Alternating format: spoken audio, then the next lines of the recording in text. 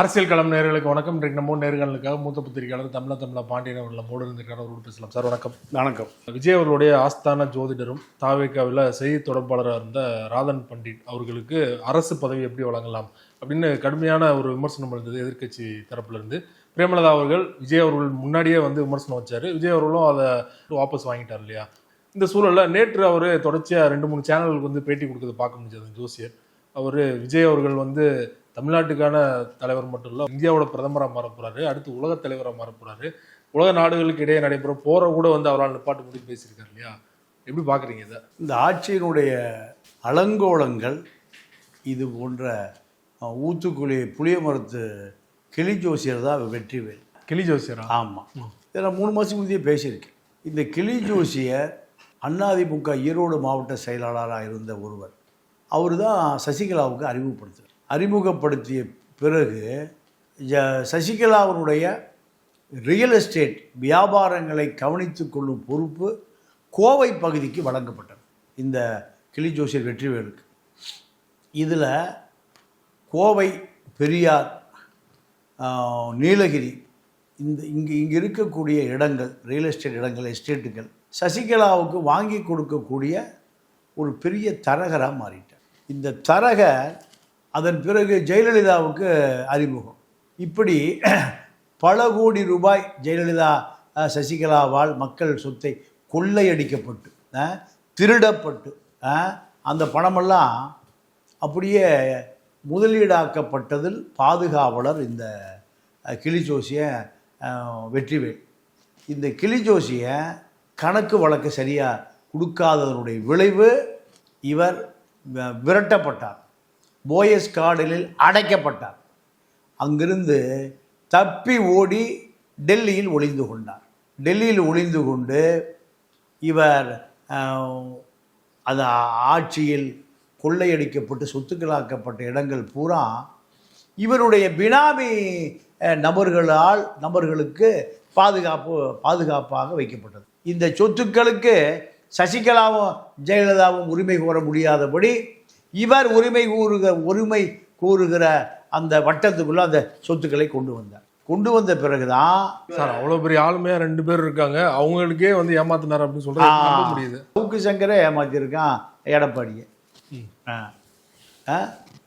கொடநாடு கொலை வழக்கில் 8-10 கோடி கேட்டு 8 கோடி யார் வாங்கினா? சவுக்கே வாங்கியிருக்கார். யாருக்கிட்ட? எடப்பாடிக்கிட்ட. நீங்கள் பணம் பலாயிரம் கோடி வந்த பிறகு பார்த்த ஆளெல்லாம் நம்பிக்கைக்குரிய ஆள் தான். உதாரணத்திற்கு ஜெயா டிவியில் ரஜினின்னு ஒரு நிர்வாகி இருந்தார். அந்த அம்மா பேர் ரஜினி. அந்த அம்மா ஹவுஸ் கீப்பிங் வேலைக்காக போனது எங்கே? பாய்ஸ்காரன். அவருடைய கணவர் ஜெயா டிவி நிர்வாகம் அவருக்கு ஒப்படைக்கப்பட்டது. அதே போல் 91-96 ஆண்டனா மாட்டுவதற்காக ஒரு ஆண்டனா கடைக்காரர் அங்கே போகிறார், ஒரு முகமதியர்.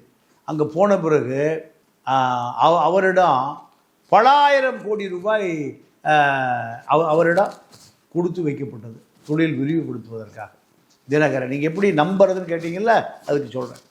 அப்போது அந்த நபர் பல கோடியோடு தலைமறைவு ஆன பிறகு 2001 ஆட்சிக்கு வந்த பிறகு நடராஜன் ஐஏஎஸ் இவர் தான் அந்த பணத்தை வசூல் பண்ணுற பொருள்.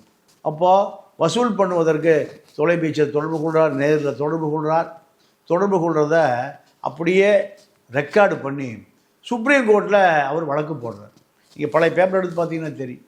வழக்கு போட்ட பிறகு முதலமைச்சருடைய செயலாளர் நடராஜன் எப்படி பல கோடி வந்தது, இவர் இருக்கிற பல கோடி ரூபாய் பணத்தை இவர் எப்படி கேட்குறாரு, இவர் கொடுத்தாரா? ஒரு ஐஏஎஸ் அதிகாரி ஏது பல கோடி நுழையும்? அந்த வழக்கு வாபஸ் பெறப்பட்டு அதோ கதியில் போச்சு. அடுத்து யார்கிட்ட போக அந்த வழக்கு? இதெல்லாம் உலகம் பூரா தெரிஞ்ச விஷயம். 2001 பேப்பர் எடுத்துப்பார். அதன் பிறகு அவர்கிட்ட கேட்குறதே விட்டுட்டாங்க. இப்படி பல முரண்பாடுகள் நடந்தது அதிமுக ஆட்சியில். இதே முரண்பாடுகளோடு மொத்த உருவம் இந்த ராகன் வெற்றிவேல் ஒரு பேர். இவருடைய உண்மையான பேர் என்ன சொல்லுங்க? வெற்றிவேல் தான். ராகன் பண்டிட் ஏன் மாத்துறாரு? ஏன் டெல்லிக்கு ஓடி ஒளிகிறாரு, டெல்லியிலேருந்து ஏன் சிங்கப்பூர் ஓடி ஒளிகிறாரு? இதெல்லாம் யாரும் கேட்க மாட்டான்.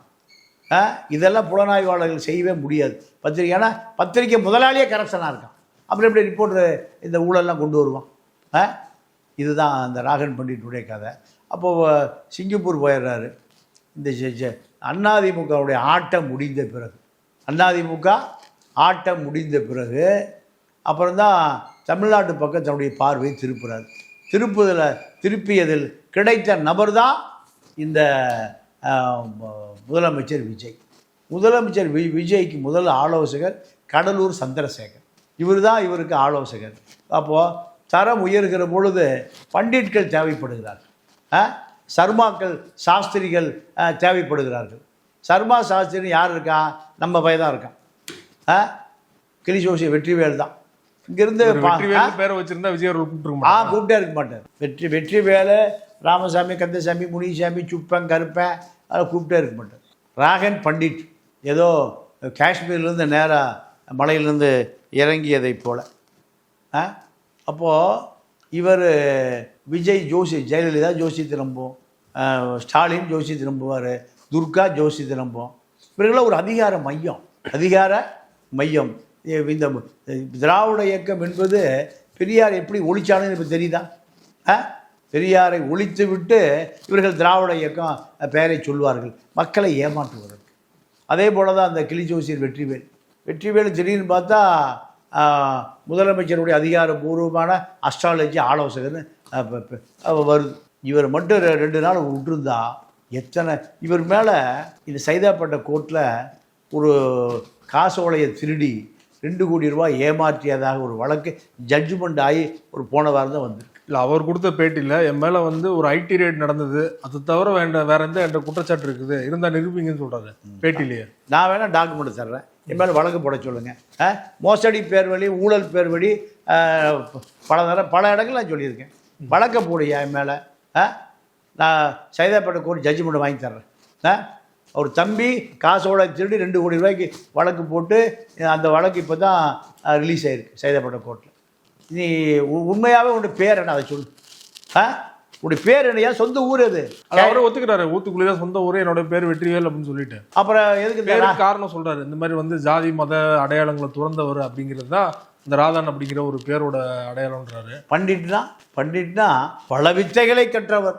ஆமாம், பல வித்தைகளை கற்று நீங்கள் பண்டிதர் நேருங்குவாங்க. யாரை? இப்போ நம்ம இந்திரா காந்தி அப்பாவை, ராகுல் காந்தி தாத்தாவை. அப்போ இந்த பண்டிட் என்பது ஒரு அடையாளமான பேர். இதை பயன்படுத்தி மோசடி செய்கிற, சரியா? உன்னை ஏன் உடனே தூக்குறாரு விஜய்? நீ வந்து உண்மையான ஆழ்ந்த பண்டிதராக இருந்தால், ஏங்க அவர் எவ்வளோ பெரிய பண்டிதர், எவ்வளோ பெரிய அறிஞர். அவரை நீங்கள் சொல்கிறதெல்லாம் ஏது விஜய் அங்கேயே பிரேமலதா பதில் சொல்லியிருப்பார். சொன்னவனே யாவும் அந்தாலும் தூக்கி கடாசி வெளியே போடுங்கய்யா. இப்போ வெளியில் நின்று ட்ரம்ப்புக்கும் புட்டினுக்கு சண்டை வந்தால் விஜய் தான் போய் பஞ்சாயத்து பண்ணுவார். இப்படியெல்லாம் சொன்னால் எப்படியாவது பனையூர் பக்கம் விடுவாங்க என்பதை தவிர அவர்களுக்கு எந்த கொள்கையும் இல்லை. அது கூட பரவாயில்ல, 2029 பிரதமராக வாய்ப்பு இருக்குன்றாரு. ஆமாம், பாஜக கோர்த்து விடுறாரு. இப்போ விஜய் ஆட்சியை பொறுத்த வரைக்கும் அவர் ஒரு சினிமா நடிகர், அரசியல்வாதியாக அவர் உருமாறியதை 2 வருஷத்துக்கு முன்பு. அதுவும் ஆதவர்ஜனாவும் அந்த வாய்ஸ் ஆஃப் காமனும் இல்லைன்னா இவர் கண்டிப்பாக இன்னும் 25 சீட்டு குறைஞ்சி தான் வந்திருப்பார். ஆதவர்ஜனா ஒரு முக்கியமான காரணம். ஆதவர்ஜனா தான் இவருடைய 25 ஆண்டு கால சினிமா வாழ்க்கையை 7 வருஷமாக தக்க வைத்து கொண்டு இந்த சமூக வலைதளத்தை முழுமையாக பயன்படுத்தி ரஜினி, கமல், அஜித் இப்படி பல பேரை காலி பண்ணி இவரை காப்பாற்றியவர் ஜெகதீஷ் பழனிசாமி. 25 வருஷம் உழைப்ப 7 ஆண்டில் மிகப்பெரிய பூஸ்ட் பண்ணது ஜெகதீஷ் பழனிசாமி. அதை மொத்தமாக அரசியல் ஆக்கியது ஆதவர்ஜுனா. ஏன் ஸ்டாலின் அங்கிள், இதெல்லாம் ஆதவர்ஜுனாவுடைய மூளை. ஏன்னா ஆதவர்ஜுனா ஸ்டாலின் அங்கிள்னு சொல்லிட்டு இருந்தார். யாரோட? பல சபரீஷை கொண்டு இருந்தார். சபரீஷன் இவருடைய வெள்ளை 500 கோடி, கருப்பு 5000 கோடி, 5 வருட உழைப்பு அத்தனையும் திருடி கொண்டு சபரீஷை தூக்கி வெளியே போட்டவர் சரியா தப்பிச்சு போட எப்படியே எம்பி ஆகிக்கிறேன்னு சிறுத்தைக்கு போனார். சிறுத்தைக்கு போனாலும் ஆகாமல் பார்த்து கொண்டார். 3 சீட்டில் திருமாவுக்கு ஒன்று, ரவிக்குமாருக்கு ஒன்று, இவருக்கு ஒன்று தான் முடிவு பண்ணி தான் கேட்டார். அதை சபரீஷன் 2 தான் கொடுக்க முடியும். 2ம் நீங்கள் ரிசர்வ் தொகுதி தான், புது தொகுதி கூட கிடையாது. இதுதான் நீங்கள் ஆதவை துரத்தி வேட்டையாடினார் இந்த சபரீஷன். இப்போ எம்பியா இருந்தாருன்னா விஜய் பக்கம் சேர்ந்துருக்க மாட்டார். குறைந்தபட்ச ஆசை அதுதான். காந்திய வெள்ளைக்காரன் சவுத் ஆப்பிரிக்காவில் நைட்டு 12 மணிக்கு பொட்டி படிக்க அந்த தெருவில் ஓட்டு போயிட்டான். ஆங்கிலேயர்கள் அமர்ந்து போகக்கூடிய முதல் வகுப்பு பெட்டியில் ரயிலில் காந்தி கோட்டு சூட்டு டையை கட்டிட்டு பாரிஸ்டராக ரயிலில் போகிறார். ஆங்கிலேயனுக்கு இன்றைக்கி சீட்டு வேணும்னா அவன் யாரை வேணால் தூக்கி போடுவான். அப்படி நடு ராத்திரியில் தூக்கி போட்டவர் தான் உட்காந்து மானத்தை பார்த்துட்டு இருக்கார் ரயில்வே ஸ்டேஷனில். ஆள் அறவமே இல்லை. நமக்கே இந்த நிலைமைனா நம்ம நாட்டு மக்களுக்கு இந்த ஆங்கிலம் என்ன பண்ணுவான்? கிளம்புடா இந்தியாவுக்கு புடுறா கப்பலைன்னு ஏறி வந்தார். இல்லைன்னா இந்தியாவில் காந்தியும் சுதந்திர போராட்டம் இல்லாமல் நாசமாக போயிருக்கு. வந்து ஒன்றும் பண்ணலை, அவர் அடிமையாக போனார். விஜய் ஸ்டாலின் வீட்டுக்கு போன மாதிரி காந்தி பிரிட்டிஷ்காரன் சரண்டர் ஆகிட்டார். அது வேறு விஷயம். எதிர்த்து போராடியவர் நேதாஜி தான். இப்போ ஸ்டாலின் அவர்கள் வீட்டுக்கு போனது வந்து ஒரு அரசியல் நாகரிகமாக பார்க்கக்கூடாதா? இல்லை, அரசியல் நாகரிகம் எப்படி இது பார்க்குறது? ஜெயலலிதா கருணாநிதி வீட்டுக்கு போயிருக்கா, பேப்பர் வெயிட்டில் அடிச்சு தெரியுமா? செங்கோட்டை தான் காப்பாற்றி 1 மாதம் ஒழிஞ்சிருந்தார் எங்கள் பாய்ஸ் கார்டனில். ஏன்? அதிமுகவும் திமுகவும் கீரியும் பாம்பும். இவர் ஏன் அவன் வீட்டுக்கு போனார்னா, என் மீது எந்த வழக்கும் போட்டுறாரு, உன் மீது நான் எந்த வழக்கும் போடுறேன், உன்னை நான் காப்பாற்றுகிறேன், உன்னுடைய ஊழலை நான் காப்பாற்றுகிறேன், நான் திருட போகிறேன், என் மேலே நான் இப்போ பொட்டி வாங்க போகிறேன். 5 ஆண்டு காலம் பொட்டி கொடுத்தது அத்தனை பொட்டியும் உன் வீட்டில் தான் கொடுத்தான். இப்போ என் வீட்டுக்கு வர போகிறான். அப்போ உனக்கு தெரியுமில்ல யார் யார் பொட்டி கொடுக்குறான்னு. ஒரே அறிக்கையில் விஜயுடைய அரசியல் வாழ்க்கையை 5 வருஷம் தள்ளி போட முடியும். யாரால்? ஸ்டாலினால். எத்தனை வருஷம்? ஒரே அறிக்கை ஸ்டாலின் நினச்சிருந்தா 5 ஆண்டு காலம் விஜயனுடைய வாழ்க்கையை தள்ளி போடப்பட்டிருக்கும். பில்டர்ஸ் அசோசியேஷன் 2000 கோடி ரூபாய் பேரம் பேசி 1000 கோடி ரூபாய் ஆதோ அர்ஜுனா வழியாக மார்டினுக்கு போனது ஸ்டாலினுக்கு தெரியும். இதை வெளியே சொல்லியிருந்தால் என்ன ஆயிருக்கு? எதையுமே சொல்ல மாட்டார் இனிமேல். அதான் உதயநிதி சொல்லிட்டாரு, நாங்கள் 2 பேரும் சமரசமாக போய்கொள்கிறோம். உன்னை பற்றி நான் பேசுவதில்லை, என்னை பற்றி நீ பேசுவதில்லை. 2 நடிகர்களும் 2 நடிகர்களும் நீங்கள் தீய சக்தி இதுக்கு தானே அவனுக்கு ஓட்டு போட்டான். தீய சக்தி கொள்ளையடிச்சு வச்சுருக்கீங்க எத்தனையோ 1000 கோடி, இதுக்கு தானே உனக்கு ஓட்டு போட்டான். அங்கே போய் நான் வர்றேன், யாரும் தனியாக பேசணும். தனியாக துரைமுருகன் இருந்தாரா அந்த கட்சி பொதுச் செயலாளர், டிஆர் பாலு, யார் போனால் டிஆர் பாலை பார்க்காம போக முடியாது. எல்லாம் வராதிங்கப்பா. என்கிட்ட சரணாகதி அடைகிறார். என் மீது வழக்கே போட மாட்டார். செந்தில் பாலாஜி 10 ரூபா பாட்டில் வழக்கே போட மாட்டார். மகேஷ் பொய்யாமொழி வழக்கே போட மாட்டார். உதயநிதி SCTCயில் சேலம் மேனேஜர் மோகன் கடைசியில் 700 போஸ்டிங் போட்டாங்க. ஒரு ஆளுக்கு 7 லட்சம் ரூபா, 500 கோடி ரூபாய் உதயநிதிட்ட பொட்டியை கொடுத்தவர் தான் SCTC சேலம் டெப்போ மேனேஜர் மோகன். விசாரிப்பாரா? எந்த வழக்கு இருக்காது எழுதி வச்சுங்க. திமுக மீது எந்த வழக்கும் இருக்காது. திமுக எங்கெல்லாம் ஊழல் பண்ணாங்களோ அந்த ஊழலை கவுண்ட் டவுன் ஸ்டார்ட். உன்னை நான் பார்க்காத, என்ன நீ பார்க்காத. அப்போ வீட்டுக்கு போய் சரண்டர் தானே ஆகணும். இல்லை சார், அவர் ஸ்டாலின் அவர்கள் வீட்டுக்கு மட்டும் போனால் நீங்கள் விமர்சனம் வைக்கலாம். என் அன்புமணி வீட்டுக்கு போகிறாரு, என் சீமான அவர் வீட்டுக்கே போகிறாரு இல்லையா? அதுக்கு என்ன காரணம் நீங்கள் சொல்லுங்கள். என்ன காரணம்? ஊழல் பண்ணுறதை சீமா அறிக்கை விடுவார், ஊழல் பண்ணால் சீமா அறிக்கை விடுவார்.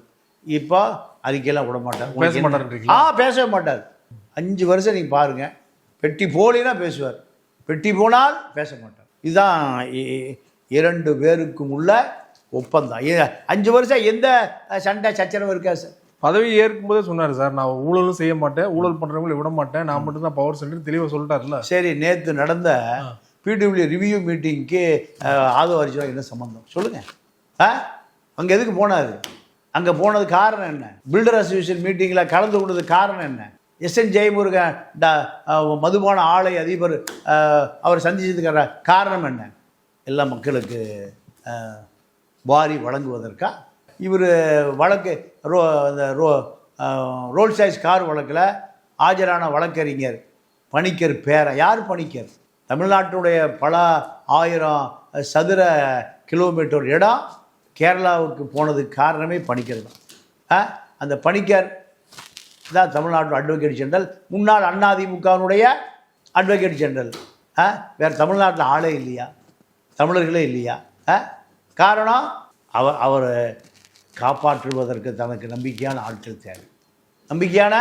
ஆட்கள் தேவை. இதுதான் ஆட்சி. இந்த ஆட்சியை காப்பாற்றுவது என்பது கனவிலும் நடக்காது. எப்படி திமுக மக்களிடமிருந்து அந்நியப்படுத்தப்பட்டதோ அதே போன்ற நடவடிக்கைகள் கவுண்ட் டவுன். எம்ஜிஆருக்கு ஃபைனான்சியர் உடையார் இருந்தார், ராமசாமி உடையார். சாராய பணத்தில் வந்த அந்த காசுகளை பூரா எம்ஜிஆர் யார்கிட்ட கொடுத்து வச்சுருந்தார்?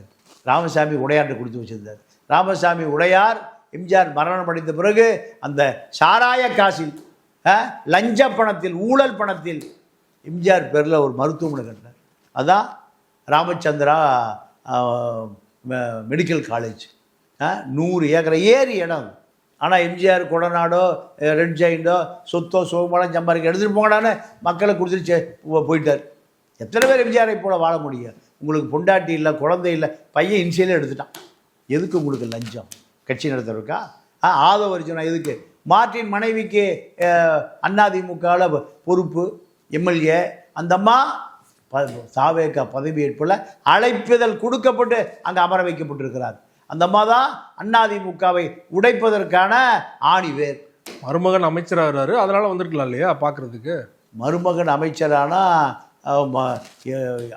தாவேகாவை எதிர்த்து அதிமுக எந்த அமைச்சர் போனாங்க, எந்த கட்சி உறுப்பினர் போனான் அதை பார்க்குறதுக்கு?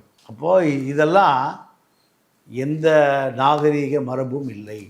ஜெயலலிதா எந்த காலத்தில் கருணாநிதி வீட்டுக்கு போச்சு? கருணாநிதி குடும்பத்திலேருந்து நிறைய பேர் இருக்காங்க. அதிமுக அமைச்சரவை பதவி எடுக்கும்போது கருணாநிதி பேரன், பேத்தி, மகன், மருமகன் எல்லாம் போய் பார்த்தாங்களா? கருணாநிதியுடைய மகன் மறைந்த மூக முத்து ஜெயலலிதா கொடுத்து 5 லட்சத்துக்கு வாங்கிட்டு போனார். இப்போ இந்த அரசை பொறுத்தவரை திராவிட இயக்கம் செய்த ஊழல்களை செய்ய ஆரம்பித்து விட்டது. இப்போதானே வந்திருக்காங்க, அதுக்குள்ள ஒரு முன்முடிவு வர முடியுமா? 6 மாதம் பார்ப்பங்க. பிரதீப் யாதவ்னு ஒரு ஐஏஎஸ் அதிகாரி, செங்கோட்டை வீட்டில் என்ன வேலை சொல்லுங்க? இப்போ தாங்க வந்தாங்க. அமைச்சராக போறாரு, என்ன துறைன்னு ஒதுக்கல. ஆனால் பிரதீப் யாதவ் சண்முகவேல்னு ஒரு மிகப்பெரிய ஒரு கான்ட்ராக்டர் செங்கோட்டையிடம் தப்பி ஓடி திமுக அன்பில் மகேஷ் பொய்யாமொழிகிட்ட கான்ட்ராக்ட் எடுத்து பல கோடி ஊழல் செய்த நபர் இப்போ செங்கோட்டை வீட்டில் இருக்கார். அவர் கூட யார் இருக்கா? திமுகவில் துணை முதலமைச்சருடைய செயலாளராக இருந்த பிரதீப் யாதவ் ஐஏஎஸ் இப்போ செங்கோட்டை வீட்டில் இருக்கார். அப்போ இதெல்லாம் எதிர்க்கு மிகப்பெரிய ஊழல் பண்ண அந்த பிரதீப் யாதவ் அதிமுக ஆட்சி காலத்தில் இப்போ ஊழல், திமுக ஆட்சி காலத்தில் ஊழல் செய்வதில் கைதேர்ந்த நபர். உடனே வா எனக்கு உடனே திருடி கொடுக்கணும், வா கோடி வேணும் எனக்கு. இப்போ தானே வந்தாங்க.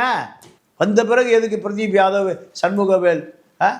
சண்முகவேல் போன வாரம் வரைக்கும் யார் வீட்டில் இருந்தார்?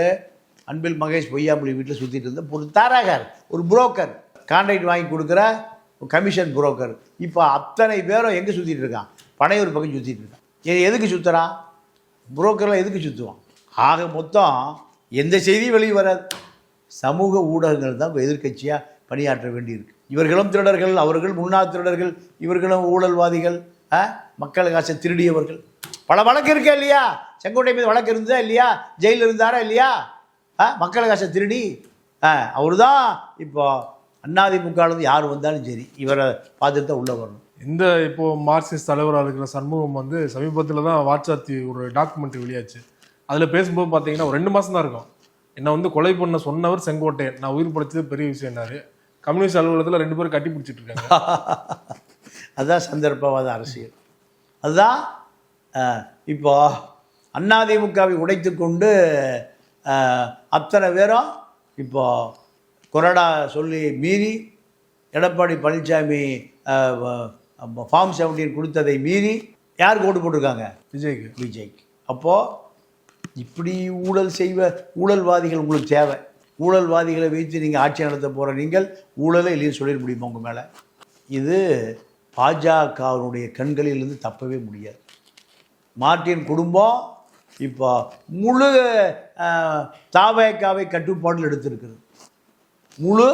அது ஒரு 5 லட்சம் கோடிகளை நீங்கள் பாவ காசு, அத்தனையும் பாவம், ஏழை பாழ லாட்ரி விழுகும்னு கோடிக்கணக்கான ரூபாய் அப்பாவி மக்கள் தமிழ்நாடு, கேரளா, கர்நாடகா, ஆந்திர உழைக்கிற மக்களுடைய உழைப்பு அப்படியே சுரண்டி 5 லட்சம் கோடி சேர்த்து இயேசுடைய நாமத்தை சொல்லுகிற லீமா ரோஸ், மார்டின், ஜோஸ் மார்டின், பாவத்தின் சம்பளம் இல்லையா அதெல்லாம்? இப்போ தமிழ்நாட்டில் விஜய் பேரில், ஜோசப் விஜய் பேரில் கொள்ளையடிக்கப்படுகிற மக்களுடைய வரிப்பணம் எங்கே பாதுகாப்பாக போயிட்டு இருக்கு? மார்டின் வீட்டுக்கு போயிட்டு. மார்டின் தான் உங்களுக்கு பாதுகாவலரா? காரணம், உங்களை முதலமைச்சர் ஆக்கியதில் இந்த லாட்ரி பணம் பெரும்பங்கு வகிக்கிறது. அதை வரைச்சு நான் இதுவரைக்கும் செலவு பண்ண ஒரு 2000-3000 கோடி. இங்கே 23ஆம் தேதி தேர்தல், 15 நாள் போன திருப்பினீங்கன்னா உங்கள் விஜய் உயிரான எது வரைக்கும்? அண்டார்டிகா வரைக்கும். எது வரைக்கும்? உலகம் பூரா அந்த செய்தி போச்சு. இதுக்கு அந்த சமூக வலைதள நிறுவனங்கள் எவ்வளோ வாங்கியிருப்பான்? 500 ரூபா, 1000 ரூபா, 300 ரூபா வாங்கியிருப்பான். $1 மில்லியன் கொடுத்தா தான் இந்த செய்தி. எங்கே? அண்டார்டிகாவில் யாரா விஜய்னு பார்க்குறான்? ஆப்பிரிக்காவில் இருக்கிறவன், உலகத்தில் 4 மூலையில் இருக்கிறவன், அன்னைக்கு ஒரு வாரம் ட்ரெண்டே இதுதான். இது ஏதாவது சில 1000 நடந்திருக்குமா? சில 1000 நடந்திருக்குமா சொல்லுங்க. அதெல்லாம் செலவு பண்ணது ஆதவ அர்ஜுனாதானா? ஆதவ அர்ஜுனாவை தவிர அங்கே செலவு பண்ணக்கூடிய ஆள் யார் இருக்கா? நிர்மல்குமார் செலவு பண்ணுவார் ஒரு 1000 கோடி. வேறு சொல்லுங்க. இல்லை நம்ம துறைமுகத்தில் ஜெயிச்சார் எம்எல்ஏ, அவர் செலவு பண்ணியிருப்பாரா? 2 ஆட்டோ வச்சுருக்காரு, அவர் செலவு பண்ணியிருப்பாரா? இல்லை விஎஸ் பாபு செலவு பண்ணியிருப்பாரா? அங்கே எல்லாமே யார்?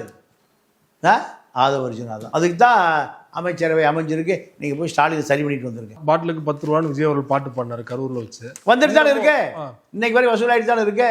செந்தில் பாலாஜி சொல்கிறாரு, நீங்கள் விஜய்கிட்ட போனீங்கன்னா இந்த அரசியல் தொடர்ச்சியாக நீளும். நீங்கள் திமுக வந்துட்டீங்கன்னா திமுக கோயம்புத்தூர் நான் வெளியேறிடுறேன். யார் சொல்கிறா? செந்தில் பாலாஜி. யார்கிட்ட? வேலுமணிட்டு. தயவுசெய்து நீங்கள் அத்தனை பேர் எங்கே கிளம்பி வாங்க, திமுகட்ட வாங்க. செந்தில் பாலாஜியா 10 ரூபா பாலாஜி வேலுமணிட்டு பேரம் பேசுகிறது. இவர்களுக்கு கொள்கையோ கோட்பாடோ சூரியனோ ரெட்டை இலையோ எதுவுமே கிடையாது. இப்போது விஜய் பாஸ்கர், சண்முகம், வேலுமணி 3 பேருக்கும் குவாரியில் 900 கோடி ரூபாய் அரசே ஃபைன் போட்டு ஹைகோர்ட் இருக்குது கேஸ். இதுக்கு எடப்பாடி தூக்கி வீசிட்டு ரெட்டை இலையை கொளுத்தி விட்டுட்டு எங்கே போய் சரண்டர் ஆனாங்க? விஜய்கிட்ட. இதுதான் அரசியல், வேறு ஒன்றுமே இல்லை. குவாரி 100 குவாரி இருக்குங்க அவங்ககிட்ட. திருவண்ணாமலை, திண்டிவனம், விழுப்புரம். மைன்ஸ் மினிஸ்டராக இருந்தார்ல பொன்முடி, மைன்ஸ் மினிஸ்டராக இருந்து அவர் ஏறக்குறைய ஒரு 40,000 கோடிக்கு மேலே அவர் மீது ஊழல் வழக்கு. அதே கதை தான். அது சவுடுமண், இது குவாரி. இதை காப்பாற்றி கொள்வதற்காக விஜயிடம் சரணடைவதை தவிர வேறு வழியில். இவர்கள்லாம் அரசியல்வாதிகள் அல்ல. ரொம்ப நன்றி சார், உங்கள் நேரத்தை ஒதுக்கி அரசியல் சார்ந்த பல்வேறு விஷயங்கள் பார்த்துருக்கீங்க. நன்றி, வணக்கம்.